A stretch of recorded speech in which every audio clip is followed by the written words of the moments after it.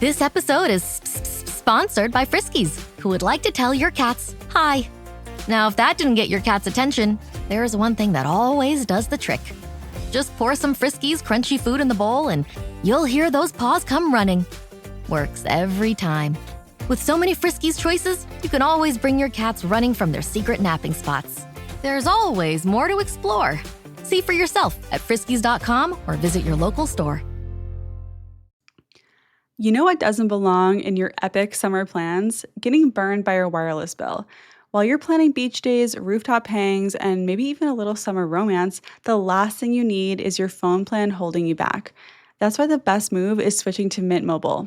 With plans starting at just $15 a month, Mint gives you premium wireless service on the nation's largest 5G network, aka the same coverage and speed you're probably already getting, but for way less money. I'm talking about unlimited talk and text, high-speed data, and no surprise charges. You get to use your own phone, keep your number, and yes, your contacts stay too. Right now, you can get 3 months of premium wireless for just $15 a month. This year, skip breaking a sweat and breaking the bank. Get your summer savings and shop premium wireless plans at mintmobile.com/dating. That's mintmobile.com/dating. Upfront payment of $45 for 3-month 5GB plan required, equivalent to $15 a month. New customer offer for first 3 months only, then full price plan options available. Taxes and fees extra. See Mint Mobile for details.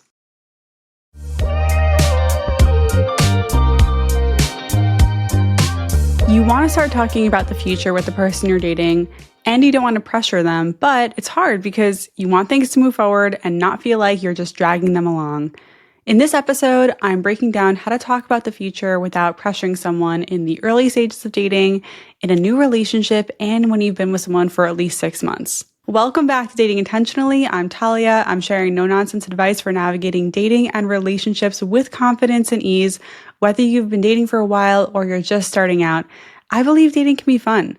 Talking about the future comes up a lot, right? Especially in early dating, you want to make sure that the future is viable, that you are talking to someone who wants the same thing as you, who you can be with for a long, long time. And so in this episode, we're going to get into different strategies of how to do this. But just to get on the same page, when I say talk about the future, I want you to think of whatever that looks like to you. Maybe it is marriage and kids. Maybe it's not. We don't all have to live on the relationship escalator here. So when I'm talking about the future, I might allude a lot to marriage and kids because that's what a lot of people want. But again, if you don't, you're still in the right place. All these strategies are going to help you talk about it without laying that pressure on thick. And before we jump in, I just want to remind you that you can reach out to me on Instagram at dating.intentionally. If you have any questions or issues you need my help with, I'm here for you. I also just love hearing from you. Drop a comment on Spotify if you're listening or on YouTube if you're watching there. You can also email me at datingintentionallypod@gmail.com. First, we're going to get into some mindset reminders, like just kind of getting on the same page about talking about the future and dating. Then we're going to get into what pressuring someone actually looks like so you know not to do those things. And then we're going to get into the tips for actually bringing things up in early dating, in a new relationship, and in a long-term relationship. And at the end, stay tuned. I do have a dating dilemma for you and a new segment called Text Support that I'm very excited to share with you. So stay tuned. All right, let's talk about some of the mindset stuff because I think this is super important to get into. We can't just launch into talking about the future with someone if we don't have our mindset and expectations in check. So the first and most important thing to remember when talking about the future, again, whatever future that is for you, with someone is that you can't control their reaction. What you can control here is how you bring things up. So that's where we're really going to focus on today. Another thing to remember is that people are allowed to be scared off by your vision for yourself. And that doesn't mean that you did anything to turn them off or you did anything wrong. It's more just like misalignment. So the big kind of issue here is that people are scared to bring up the future because they don't want to scare someone off. It's like, oh, it's really intense. And we're going to talk about how to bring it up so it's like not so intense. But even if you bring it up in the most perfect way and that person is scared of commitment or like is just kind of turned off by talking about the future, they're going to feel that way no matter what, right? That has nothing to do with you. And then the third mindset tip that has really helped me in dating, this idea that you are the bus, right? You are a bus and you have a route and you have stops along your route and your route is already set. You know exactly where you're going. And if someone gets on your bus and doesn't want to go there, you don't change the route, they get off the bus. So that's kind of like you have a future vision for yourself. You know where you're going. And yes, you want to build a future with someone, you want to build a vision with someone. But if someone, meets you and doesn't want to go in that direction, you didn't do anything wrong. It's not on you to change where you're going in life. They just aren't the person for you and they got to go. Oh, and just one more thing to remember, that the person you're dating is responsible for speaking up about what they do and don't want. So if you're like, I want to get married, I want to have kids, or I want to buy a house one day, or I want to, buy a van and drive across the country and go camping, it's on them to speak up about whether or not they want to do that. So if someone is going along with your vision and not speaking up, and then you find out that they actually didn't want to do that, that's not your fault. It's on them to say that. So don't beat yourself up if you are kind of on a path and that person is showing all signs of wanting to go with you and then they reveal that they didn't actually want that all along. That's just them being a bad communicator, which sucks and it does happen. I mean, how many times have you been out with someone who played the part of a boyfriend or girlfriend perfectly, only to find out 2 months in that they're not actually ready, or they didn't actually want that. And they basically were just playing along because they either didn't know or they just didn't want to hurt you, or they didn't know how to get out of it. I mean, it's not your fault. People need to learn that skill of being able to speak up and being like, hey, you know what? Actually, this isn't what I want, so I'm going to move on. And I'm saying this just as a reminder to really own what you want, because again, it's not your responsibility to decide for them. You can only control what you are doing. And hopefully you find someone who aligns with that. Okay, let's talk about what pressure actually looks like. I'm going to list off a few things here. 1, bringing the future up constantly and begging them to make choices when they have expressed hesitation. So this looks like you are just on them constantly, every week being like, so do you know when you want to get engaged? So do you know when you want to move in together? And they have repeatedly been like, I'm not ready. I'm not ready. That is pressuring someone. And I get why you would do that, but that's not the way to go. 2, threatening that you'll leave. So this is if you don't decide that you want to move in with me, I'm going to leave. Or if you can't make a decision by the end of the month, I'm leaving. That's ultimatum territory. That's pressuring someone to make a decision before they're ready. 3, making them feel guilty for not being ready by saying things like, I guess I just care more than you do, or I guess I'm just more in this than you. You are definitely pressuring someone if you're guilt tripping them into making a decision. We don't want to do that. 4 is insisting on conversations about the future even after they've asked for time or space. So this is just you not respecting their request, and I have been in the situation many times with Johnny where I'm gung-ho on something and he's like, hey, can we cool it on this? I'm kind of tired of talking about this. And we have been like, okay, we are taking a month off of talking about our wedding, or whatever it is that we weren't ready to do at that time.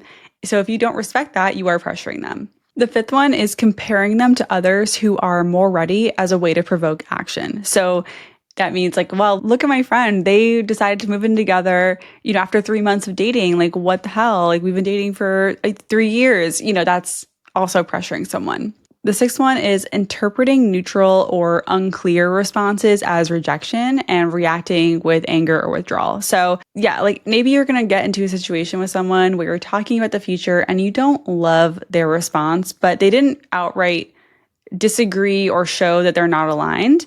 And if you take that as rejection and pull away, you're kind of using your actions to manipulate them into making a decision that they're not ready to make yet, which is pressuring them.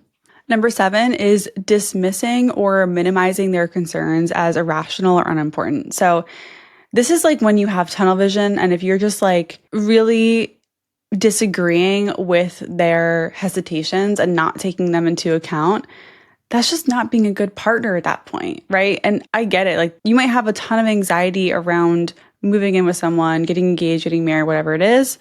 And that might be causing you to act in this defensive way of being like, well, I disagree, like this doesn't matter, whatever they're bringing up.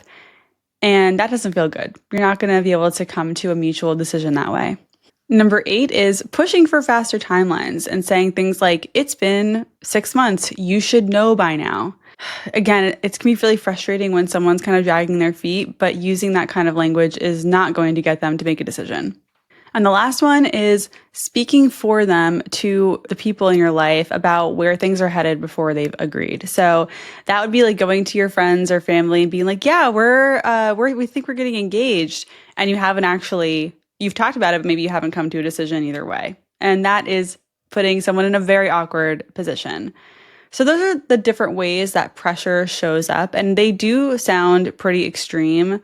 But I think the most common ones that I see when talking to listeners and people in my community, I see a lot of folks being kind of passive aggressive, being a little like pouty and upset when things aren't going as fast as they want and not really taking into account their partner or their date's wishes and needs and, hesitations on things. And it can be really frustrating. Timing in relationships, I think, is one of the hardest things to navigate. And that's why there are so many questions about this. That's why I'm doing this episode, because it's like you are dating to probably build some kind of future with someone, but talking about it can just feel so scary.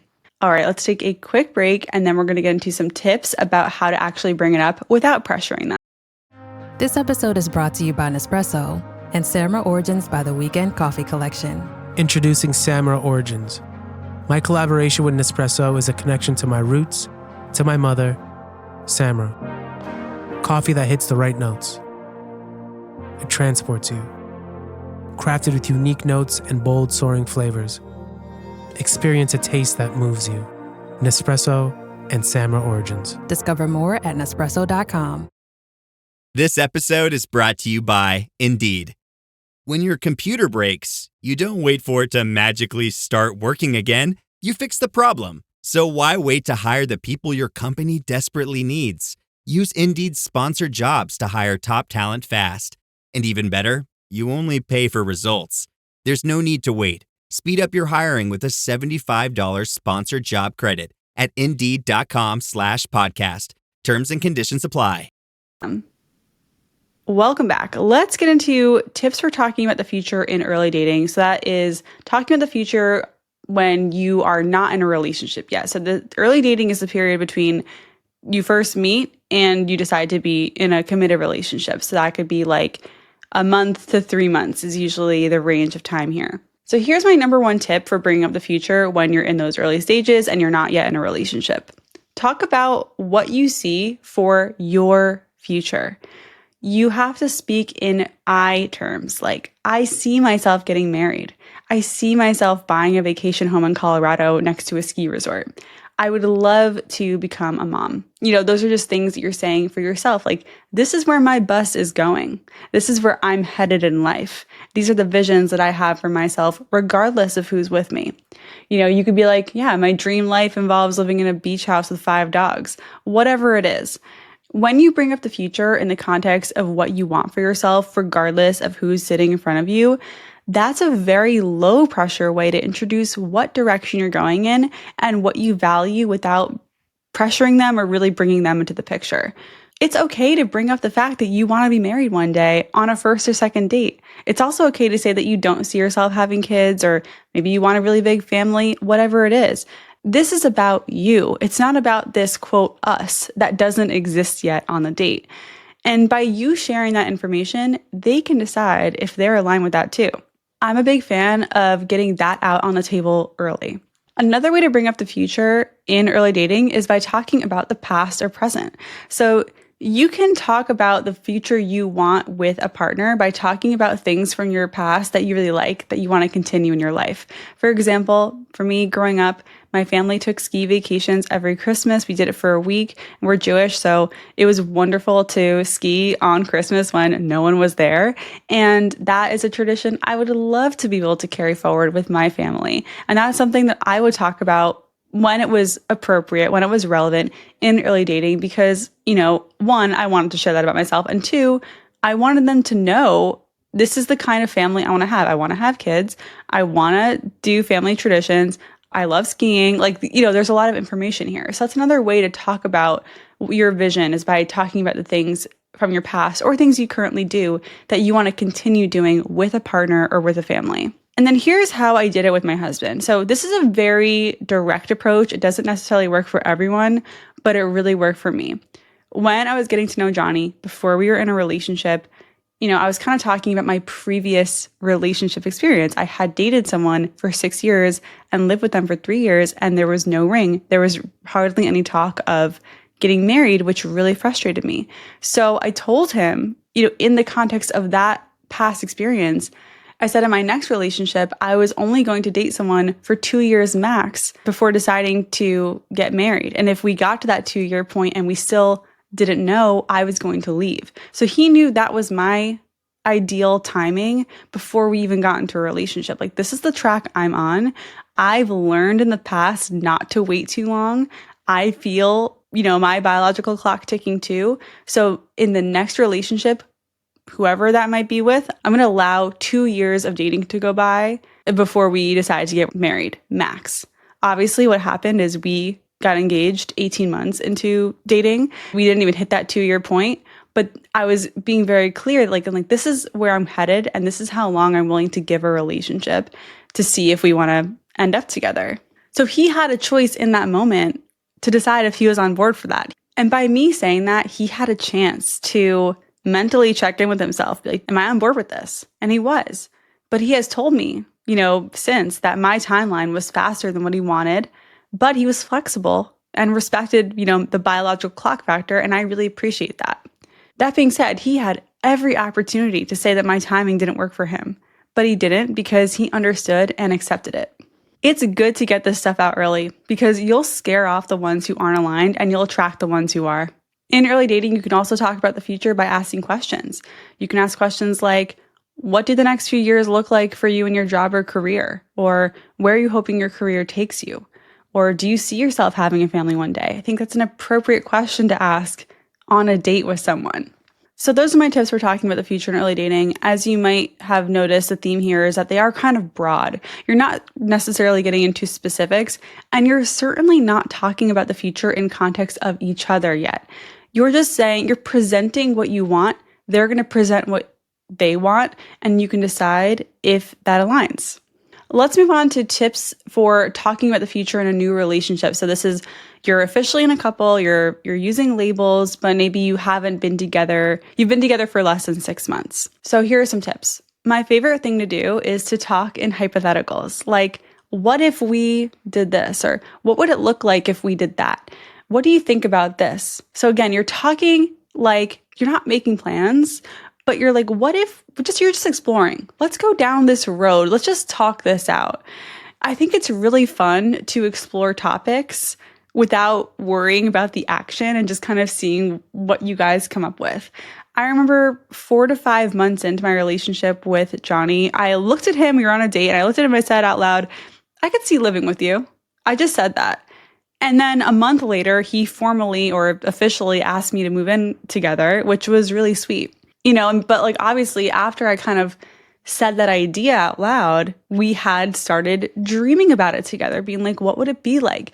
We made fun of each other's, morning and evening routines. We talked about what kind of furniture we liked. And again, we weren't planning a move. We weren't actually talking about doing it seriously. It was just a topic we were exploring. And I think because when you're in a new relationship, you do have a level of trust, you're there for a reason. So if they feel really uncomfortable talking about that, that would be a point where you want to pause and be like, hey, I can tell you're really uncomfortable with this conversation. What's going on? Kind of explore that. So I like the hypotheticals. It's really fun. Another way to get more comfortable talking about the future without pressuring someone is to talk about the near future. Are you guys planning trips for the next 3 months together? Maybe you're going to a wedding, or they're taking you to a wedding that's upcoming, or there's a family thing. Can you plan things in the next quarter, right? That is a good way to practice talking about the future without putting pressure on and just feeling it out a little bit more. Even if you know you want to get married, by the way, one day, I wouldn't talk about it too much at this point, like when you're in the 1 to 6 month period of a new relationship, because you're still getting to know each other. By the end of that period, you might know if you want to get married to them, but like you're still vetting each other. So again, I would focus on having new experiences together, traveling together, getting out of your comfort zones, making those memories and building trust, because once you have that down, it will be easier to talk about the future more in the future. But I think, you can still bring up your vision and you can also, make them a part of it. Like if you can practice making decisions together, in this period of time. So if there's like something in your work, like maybe there's a new opportunity for a promotion, but it involves some kind of trade-off, or like you can bring them into these decisions and practice discussing how they affect you together, right? That is a muscle that you should definitely be building when talking about the future with someone. So there are ways to kind of like, again, I think this is more foundational. I wouldn't be worried about this at this point. Like, do you want to get married to me? Do you want to have kids? Do you want to like keep vetting them at this point? You're still in the period of like, I want to make sure that this is the person I even want a future with before we even talk seriously about it. So I would say this period, this new relationship period, is not the time to seriously talk about marriage and all of the future milestones. It's a time to play, explore, feel each other out in a safe way. And hopefully, if you're following my podcast and my advice, you've already established that you want to get married or whatever it is that you want. And my last tip for this age is to really focus on the fun. What are you both looking forward to in life? What lights you up? I also highly suggest listening to Ramit Sethi's podcast, Money for Couples, and also reading his book, I Will Teach You to Be Rich. He has a whole concept around the rich life where you basically are talking about what your ideal vision for your life is beyond, I want to have 20 days of vacation a year. It's like you get really specific. So I recommend like Googling Ramit Sethi Rich Life, and you can find probably different prompts and exercises to get you to talk about your visions individually and then also see where they overlap, And I want to say, if talking about the future isn't fun with the person you're dating, that's information. Don't force it. Take a beat and explore your hangups. I think not putting pressure on it also means creating safe space to discuss feelings around talking about the future, good and bad. And let's move on to tips for talking about the future without pressure in a longer term relationship, so 6 months and on. And this is where the pressure can start to get a little tricky because things are getting more serious by this point. Especially if you're a woman out there and you're dating men, you want to know where it's going. You want to know if you invest more time into this, it's going to go in the direction that you want it to go. My main tip here is to approach conversations with curiosity. The more you rely on curiosity and asking questions in a neutral way, the better. It's going to feel less loaded. I mean, always feel, I think, a little loaded, but it'll feel a little more playful, a little more exploratory, and not so serious. Another tip for talking about the future without pressure is exploring things without making decisions. You don't need to decide things right away. You just need to hear each other out and see where you both stand and what you want, and like get all that information out on the table. Here's how it went down with Johnny and I before we moved in together. So this was like 7 or 8 months into dating. And at this point, I think we both knew that we were the one for each other. And we carved our timeline out by working backwards, right? I don't remember how it came up, but I remember, it was a lazy afternoon. We were lying on his bed. I was like giving him a back rub. And I just remember asking him, again, I don't remember how we got into it, but I remember asking him when he would want to be done having kids by. And he said, okay, I want to be done by age 40. And we literally just worked backwards from there. And that is how we first sketched out our timeline for all of the milestones from moving in together to having our last kid. And it was just such a nice and easy moment. Like from there on, it's just mostly been fun to talk about the future. And it was like, there was no pressure in that conversation.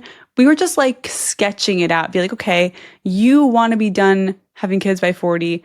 I want to be married for at least a year before we have kids. So that means it's like we kind of put it together like a puzzle, and that was such a nice, easy conversation. And I think that also is a sign that we were both ready and we were meant to move forward with this.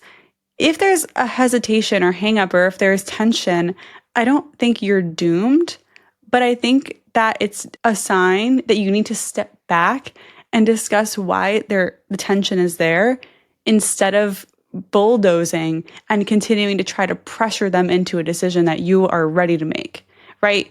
And that's frustrating. It's hard to do, but looking back on my last relationship, that's what I wish I had done, instead of just being like, well, I guess this conversation didn't go well, try again. I just kept doing the same thing over and over, instead of actually getting into, with curiosity, why there was so much tension and hesitation around this. So here are some questions you could ask a long-term partner, no matter where you are in your relationship. If you're 6 months in, you're 6 years in, you can say, I just want to check in about where we're headed, right? That's a good way to start the conversation. I just want to check in. Again, you're not making decisions. You're just talking about it. Or you can say, I want to check in about our future plans for our relationship, right? Our relationship. This is our thing that we're doing together. So those are two kind of easy ways to start this conversation. I would definitely do this in person. Do not do it over text. All right, just to wrap up here with 5 essential tips to talk about the future without putting the pressure on. 1, lead with curiosity, not expectations. So instead of where is this going, you can say or ask, how are you feeling about us lately? That opens up way more space for honesty without demanding a specific outcome. 2, be transparent about your intentions without making them responsible for your timeline. You can say something like, I'm starting to think about what I want in the next year or 2, and I'd love to talk about how you're thinking about that too, right? I'm doing this. I'm thinking about this. I'm also involving you in this journey. Let's talk about it. 3, you can ask for a 2-way check-in, right? This is you inviting mutual reflection. You can say, hey, it's been 6 months and I want to check in about how we're both feeling and what we want next. This is, you're framing it as a shared conversation, which makes it collaborative and not confrontational. 4, you can express what you want without demanding agreement, right? Part of pressuring someone is you want them to be on the same page as you. Here, you would use I statements. I'm at a point where I'd eventually love to live with a partner. I'm not in a rush, but I want to be with someone who sees that as a possibility. You're saying, I'm not in a rush. I just want to make sure we're on the same page. That is way more, again, collaborative and open than we need to move in together, I'm leaving, right? And the last tip I have is leave room for uncertainty. Long-term compatibility takes time to figure out. And you can say something like, we don't need all the answers now, but I'd like to understand if we're headed in the same general direction. This is a logical thing to say. It's we're not trying to map out our whole lives and nail down every decision, but I just want to see if we're on the same road. I want to see if we're on the same bus route, The one thing to avoid is don't use future talks to test your relationship in the present. So that means don't just talk about the future if you're trying to get reassurance. Stay grounded in what is working right now while building towards what's next. You can say, I really enjoy what we have. I just want to make sure we're going together in a way that works for both of us. You might feel a lot of security in them saying, I want to move in together, I want to get engaged or whatever. But if you're just looking for security, that's not the way to go. Recognize that you're looking for security and reassurance and ask for it in a different way. Do not use the future to get that. All right, let's take a quick break and then we're going to get into some listener questions about talking about the future. Whatever the occasion, effortless elegance is right this way. Because Hilton brings you new ways to stay courtesy of the Nomad London.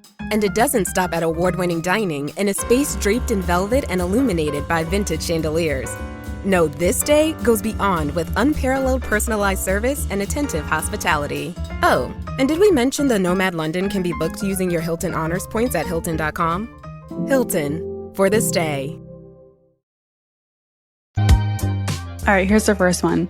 How do I ask when I'm going to meet his kids? So this is a great question. If you are dating a parent, if you're a parent and you have no idea when to introduce the kids. I mean, this is just something that you would want to bring up with the person you're dating. You could ask something like, what do you think about introducing someone to your kids? Where you have to open up this conversation, like I've been saying, with curiosity and just like, what do you think about this? Not when is this happening? Start with, what are your beliefs around this? What are your values around this? Then go from there, right? You can also just say like, hey, I'd really love to meet your kids sometime, and just see how they respond to that and go from there. Okay, next question. How soon do you start talking seriously about the future and timing with them rather than just in theory? So yeah, we touched on like talking about hypotheticals, exploring topics and like kind of just with curiosity, just to get it on the table. But when do you start actually making decisions? I would say after a year, right? I think a year is the minimum amount of time you need to get to know someone to actually start putting things in motion, depending on your age and stage and season of life. You know, if you're in your 30s and you're like, okay, biological clock, you know, if you've had a few relationships under your belt and you really trust that you're with the right person, like great, go move forward. It might feel fast to some people, it might feel slow to some people, but it doesn't really matter. Whatever feels right to you. I think a year minimum is when to start making decisions. I think the best thing is having logical, concrete conversations of like when things would make sense. Like, when does it make sense to buy a house? When does it make sense to move in together? When does it make sense to have kids? Like, you can start sketching it out just by what is logical for your lives, depending on your careers. Again, what's going on in your lives, what you want, how old you are, if you already have kids, all those factors. And, you know, you have to take those into consideration. So I wouldn't say it's like necessarily has to be the most romantic thing, but trust me, with the right person, it will feel romantic, even if it's like meeting vibes. You know what I mean? And to get the ball rolling with that, you could be like, hey, you know what? I'm really excited about our future together, and I would love to like start really nailing some things down. Can we have that conversation? That's how I would open that. So hopefully that helps. Okay, last question. What is the balance between planning and future tripping? Great question. So future tripping, by the way, if you don't know what that is, it's when someone talks about the future a lot and it's like they're kind of getting you hooked by talking about this future with you. That's like really amazing, but it's like they don't actually, like deep down, they don't actually intend on staying that long. It's like, I've talked about this before. It's like someone trying to plan 7 more dates on your first date. It's like, okay, we haven't even finished the first date yet. That's what future tripping is. So the balance between future tripping and planning, you know, the difference, by the way, is planning is like you're setting something in motion. You're like, here's the calendar, here's the plan, here's the time, the place, everything. Future tripping is more like you're fantasizing together, dreaming, and it's more vague. So I think that's what the difference is there. And I think in early dating, like part of why going on dates is so important is to see if you both have the ability to actually make plans and follow through on them. Like if you can't plan a date, you can't plan a future, you know? So I think that's really important to make sure you could just go on dates first before you start planning anything else. So I would say that's kind of the balance there, is like you want to make sure they have that down before you start talking about bigger things. Okay, so we have covered a lot of ground about how to talk about the future without putting pressure on. If anything has helped you, please shoot me a message on Instagram. I'm at dating.intentionally. You can drop a comment on Spotify or YouTube. You can also email me at datingintentionallypod@gmail.com. Okay, after this break, we're going to get into a dating dilemma and my new segment called Text Support. So stay tuned. You know that feeling when you're so deep in a romance novel that the real world fades away? The slow burn, the stolen glances, the moment everything shifts and you never want it to end. That's exactly what Dipsea gives you. Dipsea is the female-founded audio app for spicy stories that were actually made for the female gaze. It's immersive, steamy, and full of well-written fantasies that hit in all the right ways.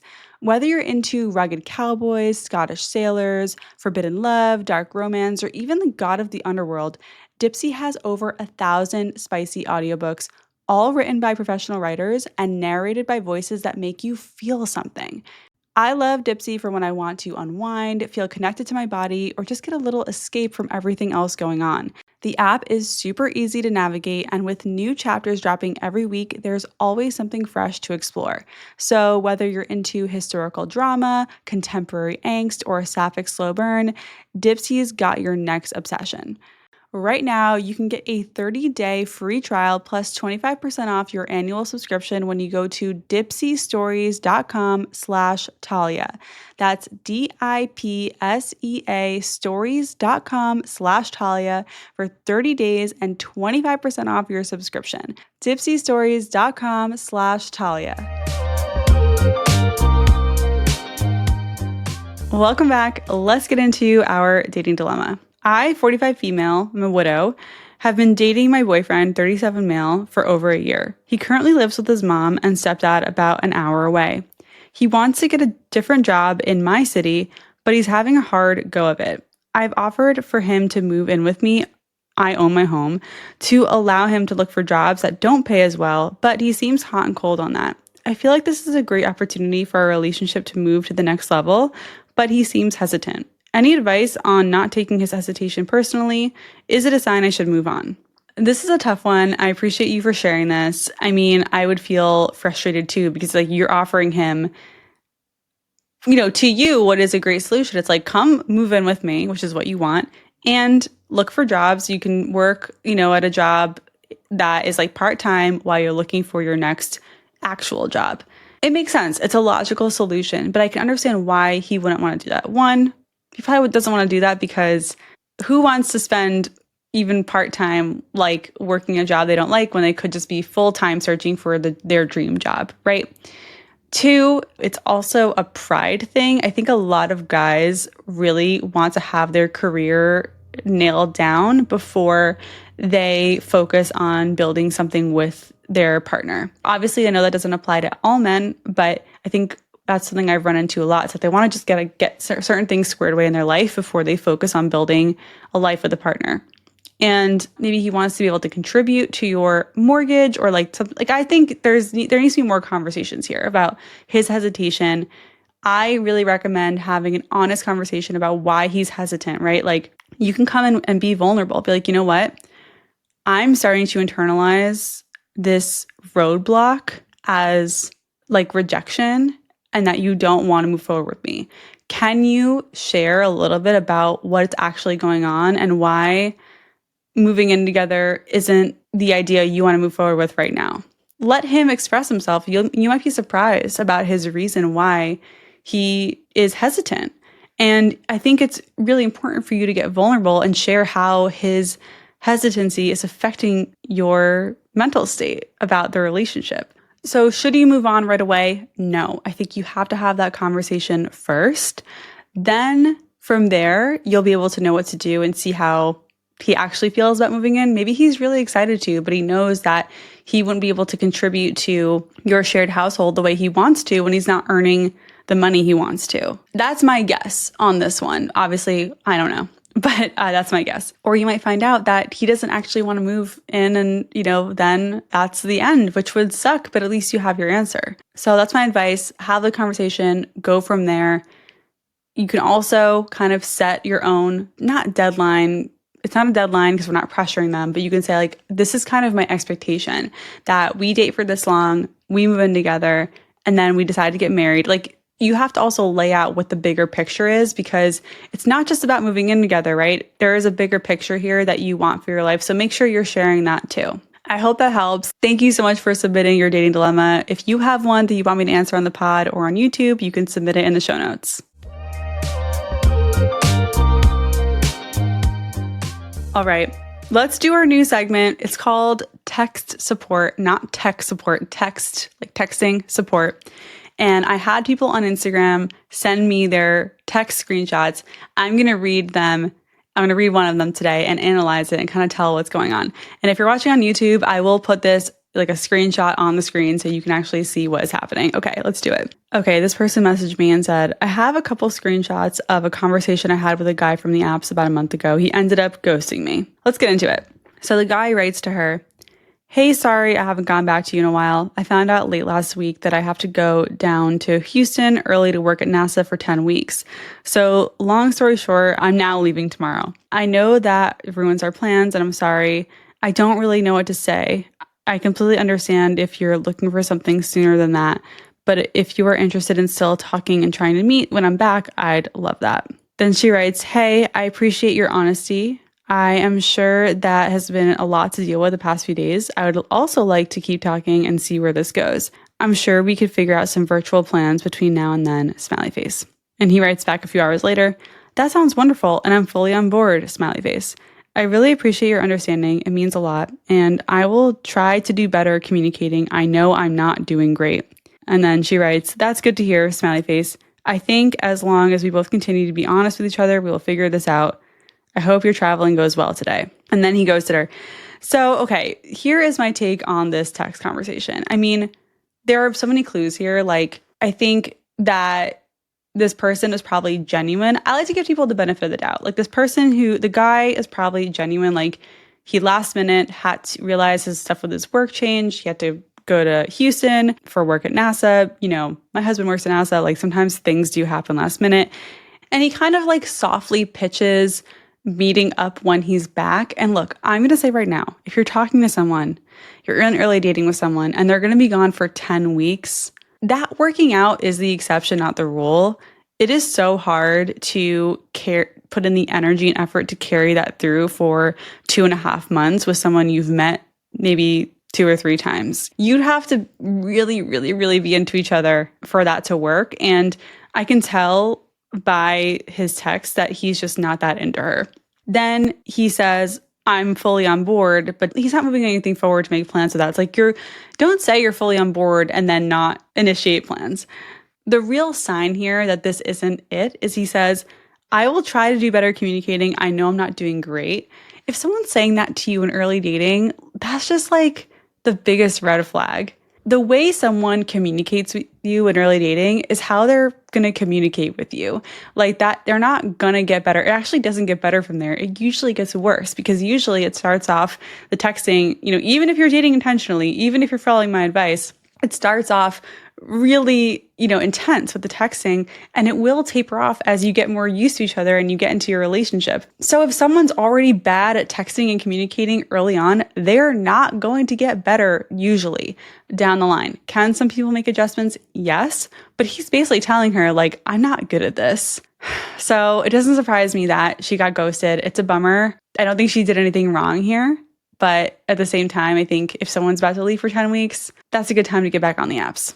All right, that is tech support. If you have any screenshots you want me to analyze, DM me on Instagram at dating.intentionally. And again, if you like this segment, please let me know. I'm trying things out, so your feedback is greatly appreciated. Thank you so much for listening. Thanks for trusting me. Don't forget, you're doing great. If you know someone who's navigating dating and could use a little confidence boost or some fresh perspective, I would love it if you share this episode with them. And if this podcast has helped you, you can leave a 5-star review on Apple or Spotify. It goes a really long way. Once again, I'm Talia. This is Dating Intentionally, and I'll catch you next time.